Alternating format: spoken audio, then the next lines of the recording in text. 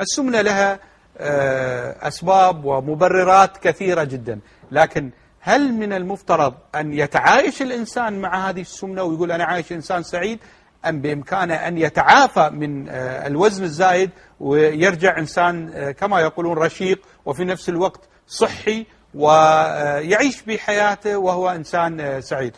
دعوني أرحب بالحالة اللي موجودة معنا في الاستوديو، الأخ صالح الحسني. حياك الله ببرنامج. الله يحييك دكتور، حياك الله. صالح، أولا أنا أهنيك على الإنجاز الكبير في حياتك. جزاك الله خير. أنت كان وزنك فوق ال 200؟ 230.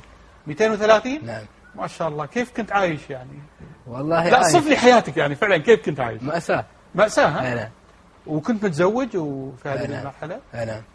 وتحس نفسك عايش حياة طبيعية ولا؟ يعني في شوية طبعا من طيب نشوف صورتك يعني مع المشاهدين الكرام لما كان وزنك فوق ال 200 كيلو، لأن ما حد بيصدق أن وزنك تغير إلى هذا المستوى. الآن صورتك موجودة والناس يعني يتابعونها. الآن كم صار وزنك؟ وصلت ل 90 كيلو. 90 كيلو؟ نعم. ما شاء الله عليك.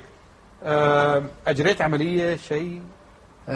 طبعا المرحلة الأولى عندي كان عائق بالنسبة للإجراء كامل، عندي اللي هو الكرش المترهل. نعم. الكرش المترهل قال لابد من إجراء عملية جراحية عشان تمشي للمرحلة الثانية اللي هي مرحلة إنقاص الوزن. الجراحة التجميلية أجريتها في ألمانيا سنة 2008. هاي أجريتها قبل ما تخفف وزنك ولا؟ لا هذه قبل. نعم. تعرف قبل ما تخف يعني مسافة المتر الواحد كانت عندي يعني صعوبة إني أمشيها. نعم.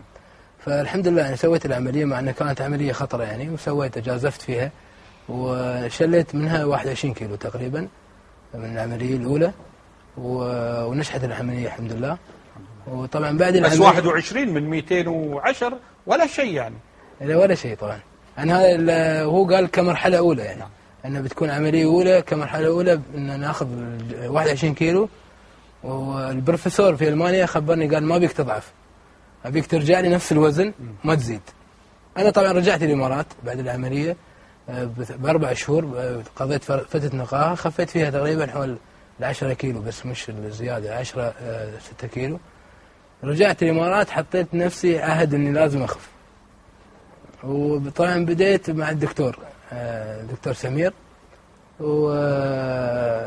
وبديت مرحلة الرجيم والرياضة طبعا. طيب خليني أتكلم مع الدكتور سمير في هذه الحالة. دكتور سمير، يعني ما شاء الله تبارك الله صالح خفض يعني وزن قياسي كما يقولون. الحمد لله. أعتقد العملية الجراحية ما كان لها ذلك الدور الرئيسي في هذه المسألة، يعني 20 كيلو 30 كيلو لا، البقية كان عندكم أعتقد. صحيح.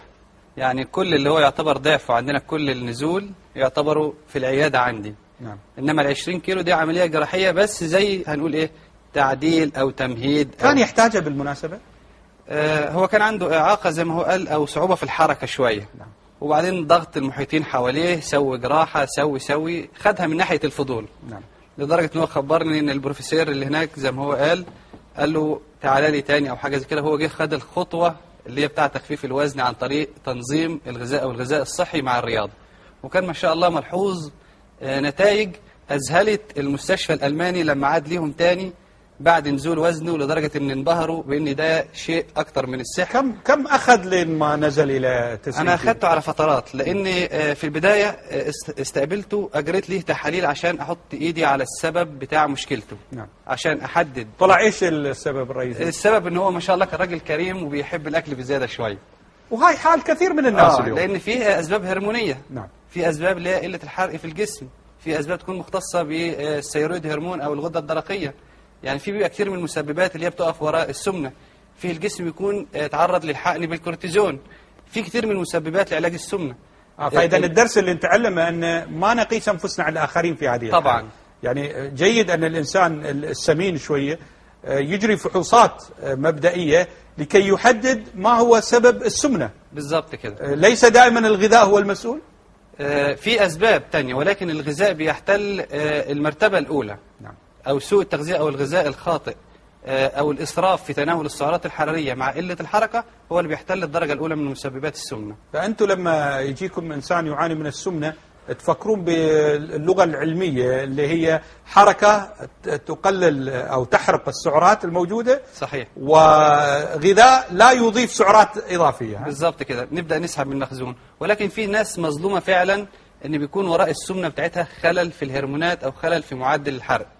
فاحنا عشان توضح معانا الصورة في البداية لازم نجري فحوصات لأي واحد بالنسبة لي كمختص في علاج السمنة، ان انا اشوفه، عشان حتى من ضمن الاسباب التانية جايز يكون عنده السمنة دي مأثرة على بعض الامور التانية. ما عالجوش يلا نظام غذائي، خف وزنك، نزلت كذا كيلو روح، لازم اشوف ايه اللي محتوى دمه من الليبيد بروفايل او اللي هو الكوليسترول، الدهون الثلاثية، كتير من الامور داخل الدم، مستوى الهيموجلوبين، وظائف الكلى عنده، عشان احدد معاه نوع الدايت اللي انا هديهوله. طيب لو الآن مشاهد يتابعنا وطلبنا منه أن يجري هذه الفحوصات وأجراها، ما هي الأغذية التي يعني في البداية نطالبه بأن يقلل منها أو يمتنع عنها بشكل عام؟ هو في البداية بيجري فحوصات، أنا مش هخفى على حضرتك، فيه ألمان متابعين معايا لم أراهم وبنتعامل بالإيميل. نعم. ما شاء الله حققوا نزول 35 كيلو في خلال 3 شهور. طيب وما شاء الله هذا شيء حلو معايا إزاي؟ نعم. اللي بيتبع يكون كالتالي: في ناس نباتيين، في ناس بيعشقوا الحياة اللي هي المشاوي والحاجات الأكلات الحيوانية. فلازم أنا عشان أكون ناجح معاه لازم أحترم رغباته وأحترم عاداته وتقاليده. فبحدد الأكل اللي هو همشيه عليه بناء على نقاش قبل ما أبدأ مع أي شيء. طيب لو افترضنا أن ناس منا وفينا مثلا يحبون العيش، الرز واللحم، سبب السمنة تقريبا في منطقة خلينا نقولها بشكل صحيح عام، صحيح، في هذه الحالة نقول له اترك الرز واترك اللحم، ما راح يترك. لا، هيحصل تفاوض بيني وبينه. نعم. هنحدد هدفنا هو ايه. احنا عايزين نحدد نزول وزن، يبقى لازم عشان تكسب حاجة لازم تستغنى عن شيء آخر. ممتاز. ففي هذه الحالة يعني يقلل الكمية أم يمتنع أم ماذا يفعل؟ بيقلل الكميات، أو بنتفق معاه على برنامج بحيث يكون واخد كافة احتياجاته من العناصر الغذائية متكاملة. ممكن أسمح له بنسبة من العيش، ممكن أسمح له بحضور وليمة أو عزومة في نهاية الأسبوع أو في خلال اللمة، بس بحيث أن أنا أكون خط